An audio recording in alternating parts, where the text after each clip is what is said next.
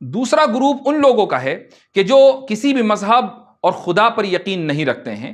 یہ لوگ، ہم ان کو اصطلاح کی زبان میں ملحدین کہتے ہیں، اور ان کی ایک بڑی تعداد دراصل مرتدین کی ہے، یعنی جو کسی زمانے میں مسلمان تھے لیکن مغربی تہذیب کے اثر سے وہ لوگ اب مسلمان نہیں رہے، انہوں نے اسلام چھوڑ دیا، کوئی دوسرا مذہب انہوں نے اختیار نہیں کیا. یہ لوگ اصطلاح میں ان کو انگریزی میں ایکس مسلمز بھی کہا جاتا ہے.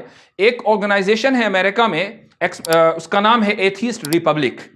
اس کا چلانے والا ایک ایرانی النسل ایکس مسلم ہے، یعنی اس نے کسی زمانے میں وہ مسلمان تھا، اس نے اسلام چھوڑ دیا. اس کا نام ہے آرمین نوابی.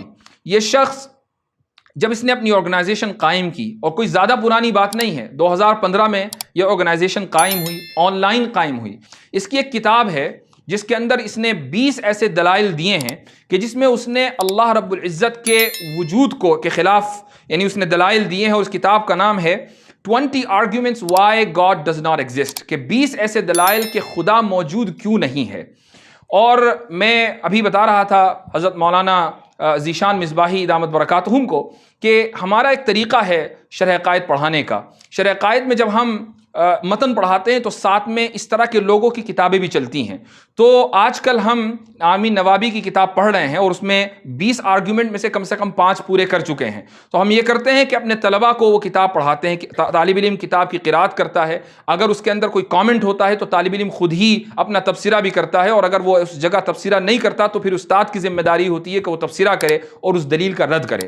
میں یہاں آپ کو ایک اصول بتانا چاہتا ہوں، اور دراصل اس اصول کو اگر آپ یاد رکھیں گے تو انشاءاللہ کسی بھی ملحد اور کسی بھی ایتھیسٹ کے مقابلے میں آپ ناکام نہیں ہوں گے. اس کی وجہ یہ ہے کہ ایتھیسٹ کے پاس، ملحد کے پاس ایک بھی ایسی دلیل قطعی نہیں ہے کہ جس کی بنیاد پر وہ یہ دعویٰ کر سکے کہ اللہ موجود نہیں ہے. ان کو یہ اس بات کا ادراک ہے کہ ہمارے پاس دلائل نہیں ہیں. ہم اسی لیے وہ مسلمانوں سے یا اہل مذہب سے دلائل کا مطالبہ کرتے ہیں. وہ یہ کہتے ہیں کہ آپ دلیل دیں کہ خدا موجود ہے. اور بہت سی مرتبہ جب ملحدین سے میرا مناظرہ ہوا تو یہی چیز نکل کر سامنے آئی کہ ٹھیک ہے آپ اہل مذہب ہیں، ہم تو کسی مذہب کو نہیں مانتے، تو آپ دلیل دیجئے کہ خدا موجود ہے. میں نے ایک اور موقع پر ابھی حال ہی میں اس اصول کو ذکر کیا، اور اس کی کافی طلباء نے اور اساتذہ نے اس کی پذیرائی کی. میں یہاں پر بھی آپ کے سامنے وہ اصول ذکر کرنا چاہوں گا. دیکھیے، ہم نے ایک ضابطہ پڑھا ہے، اور یہ ضابطہ صرف فقہی اور شرعی اسلامی ضابطہ نہیں ہے، بلکہ کورٹ میں بھی یہی ضابطہ چلتا ہے کہ البینۃ علی المدعی والیمین علی من انکر، کہ جو شخص دعویٰ کر رہا ہے بینہ اور ایویڈنس اس کو دینا ہے. جو شخص ڈیفینڈنٹ ہے، مدعا علیہ ہے، اس کا کام بینہ اور ایویڈنس دینا نہیں ہے، اس کا کام ڈیفینس کرنا ہے. یہ جو ملحدین ہوتے ہیں، ان یہ بڑی چالاکی کے ساتھ مسلمانوں کو یا اہل مذہب کو مدعی قرار دے دیتے ہیں. وہ یہ کہتے ہیں کہ آپ کا دعویٰ ہے کہ خدا موجود ہے، لہٰذا آپ ثابت کریں کہ خدا موجود ہے، یعنی ایویڈنس دینا بھی آپ ہی کا کام ہے. ہم یہ کہتے ہیں کہ ہم مدعا علیہ ہیں، ہم مدعی نہیں ہیں. مدعی آپ ہیں کہ خدا موجود نہیں ہے، آپ اس چیز کا دعویٰ کر رہے ہیں، لہٰذا دلیل آپ کو دینی ہے، ہمیں ڈیفینڈ کرنا ہے. اور دلیل اس کی یہ ہے، یعنی آپ مدعی اور ہم مدعا علیہ اس لیے ہیں کہ جو تعریف ہے مدعا علیہ کی، وہ یہ کہ مدعا علیہ وہ شخص ہے کہ جس کے ساتھ ہو، من ساعدہ الظاہر، وہ مدعا علیہ ہے. یہ فقہی کتابوں میں لکھا ہوا ہے، اور یہ کوئی صرف فقہی مسئلہ نہیں ہے، بلکہ اگر آپ کسی لیگل ایکسپرٹ سے پوچھیں گے وہ بھی یہی بتائے گا. اس کی مثال ہدایہ میں لکھی ہوئی ہے کہ اگر کوئی شخص کسی مکان میں رہتا ہے اور کوئی شخص باہر سے آ کر یہ کہے کہ یہ مکان میرا ہے، تو جو شخص جس کے قبضے میں مکان ہے دراصل وہ مدعا علیہ ہے. وہ دلیل اس کو نہیں دینی ہے، اس کو ایویڈنس نہیں دینا ہے، اس کو کاغذ نہیں دکھانے ہیں، اس کو پیپرز اور ڈاکیومنٹس نہیں دکھانے ہیں. جو شخص باہر کھڑا ہوا ہے، جس کے قبضے میں مکان نہیں ہے، اس کو یہ ثابت کرنا ہے کہ یہ مکان میرا ہے. چونکہ ظاہر جو ہے وہ حمایت کر رہا ہے یا معاونت کر رہا ہے اس شخص کی جس کے قبضے میں مکان ہے، تو وہ شخص مدعا علیہ ہے. اس طریقے سے آپ مدعی اور مدعا علیہ کی حیثیت کا تعین کریں گے. اب ہم یہ دیکھتے ہیں کہ یہاں دو طرح کے لوگ ہیں. ایک وہ شخص ہے کہ جو مذہب پر یقین رکھتا ہے، خدا کے وجود کا قائل ہے، اور ایک وہ شخص ہے کہ جو خدا کے وجود کا منکر ہے، خالق کے وجود کا منکر ہے. دیکھنا یہ ہے کہ کون مدعی ہے اور کون مدعا علیہ ہے. تو میں نے ایک ملحد سے سوال کیا، جب اس نے مجھ سے یہ مطالبہ کیا تو میں نے اس سے یہ کہا کہ ٹھیک ہے، ہم اپنی حیثیتوں کا تعین کرتے ہیں، مجھے یہ بتاؤ کہ اصل کس کے ساتھ ہے.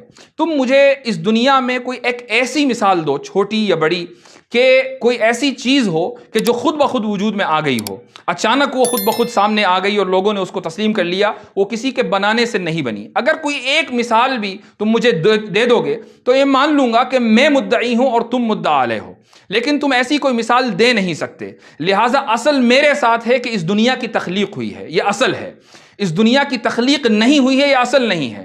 میں چونکہ اصل کے ساتھ ہوں لہٰذا میں مدعا علیہ ہوں اور آپ مدعی ہیں، اور جب آپ مدعی ہیں تو ایویڈنس دینا آپ کی ذمہ داری ہے، میری ذمہ داری نہیں ہے۔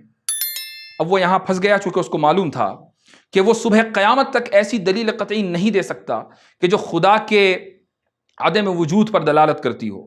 ایسی دلیل قطعی ہے ہی نہیں، شبہات ہیں، ڈارونزم کی تھیوری لوگ پیش کر دیتے ہیں، ایوولوشن کا نظریہ جس کو ہم نظریہ ارتقاء کہتے ہیں وہ لوگ پیش کر دیتے ہیں، لیکن ایسی کوئی دلیل قطعی کسی ملحد، کسی ایتھیسٹ اور کسی بھی ایسے شخص کے پاس نہیں ہے، صبح قیامت تک نہیں ہو سکتی۔ تو اس نے وکٹم کارڈ کھیلا، وہ کہنے لگا کہ ٹھیک ہے میرے پاس نہیں ہے، لیکن میں چونکہ شک میں مبتلا ہوں اور آپ داعی ہیں، یعنی اس نے مجھ سے کہا کہ آپ تو داعی اسلام ہیں، آپ دعوت دے رہے ہیں اسلام کی، لہٰذا جو شخص دعوت دے رہا ہے وہ ثابت کرے کہ خدا موجود ہے۔ میں تو شک میں مبتلا ہوں، حالانکہ وہ پہلے شک میں مبتلا نہیں تھا، پہلے وہ یہ ثابت کر رہا تھا خود کہ خدا موجود نہیں ہے۔ اب اچانک اس نے وکٹم کارڈ کھیلا، تو میں نے اس سے کہا کہ ٹھیک ہے، میں نے اس کو ایک دلیل دی، اور وہ دلیل میں اکثر میری کچھ ویڈیوز ہیں اس میں بھی میں نے وہ دی ہے۔ یوں تو خدا کے وجود کے بہت سارے دلائل ہیں، لیکن مثال وہ دینی چاہیے کہ جو بہت زیادہ ریلیونٹ ہو، متعلق ہو، لوگ اس کو سمجھتے ہوں۔ چونکہ یہ شخص امریکہ میں تھا، تو میں نے اس سے کہا کہ ظاہر ہے کہ تم ملحد ہو، کوئی مسلمان تو ہو نہیں، دیندار نہیں ہو، تو یقیناً تمہاری کوئی نہ کوئی گرل فرینڈ بھی ہوگی۔ تو اس نے اس چیز کا اعتراف کیا، تو میں نے اس سے کہا کہ اگر تمہاری کوئی گرل فرینڈ ہے اور مان لو تم نے اس کو پرپوز کیا، تم نے اس کو رشتہ دیا اور کہا کہ تم کیا مجھ سے شادی کرو گی، اور یہ گرل فرینڈ تھوڑی سی حیادار ہو اور وہ یہ کہنے لگے کہ ٹھیک ہے میں سوچوں گی لیکن میں پہلے اپنی ماں سے معلوم کر لوں، وہ اپنی ماں کے پاس جائے، اس کی ماں یہ کہے کہ ٹھیک ہے ہم اس بارے میں غور و فکر کریں گے لیکن ذرا اپنی والدہ سے بھی معلوم کر لوں، اب نانی بیچ میں آ جاتی ہیں، اس کے بعد نانی کی بھی والدہ مثلا موجود ہوں، وہ بیچ میں آ جائے، اور اس طریقے سے یہ سلسلہ لا الہ نہایہ چلتا رہے کہ ہر عورت اپنی ماں سے، وہ اپنی ماں سے، وہ اپنی ماں سے پوچھے۔ تو میں نے اس سے کہا کہ یہ بتاؤ کہ کیا کبھی تمہاری شادی ہوگی؟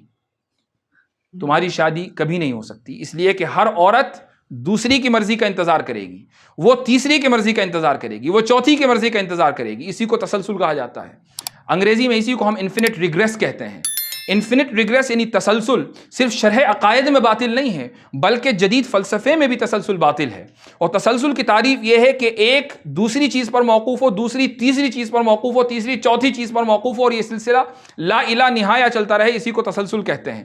اور جدید فلسفی یا ماڈرن سائنس تسلسل کے ابطال کے، تسلسل کے بطلان کی قائل ہے، اس لیے کوئی ایتھیسٹ یہ نہیں کہہ سکتا کہ نہیں یہ ممکن ہے، اس کو ماننا پڑے گا کہ تسلسل باطل ہے۔